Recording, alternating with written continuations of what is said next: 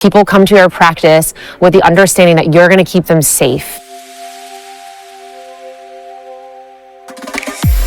When you go to this course, you really are keeping people safe. You are living up to that I am doing everything I possibly can to be the best injector, to be the safest injector.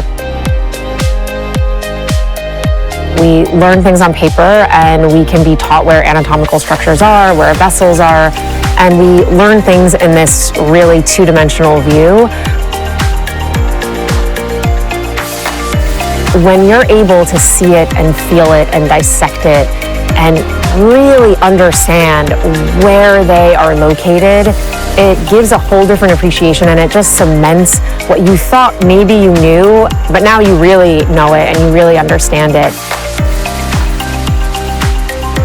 So the first time I did the cadaver lab, I just kind of went in like I was injecting at home, right? And then to do the cut down to see like, wow, that artery's right there, that ligament's right there. It made my angle change, my depth. I really had a 3D look at exactly where I'm placing that product.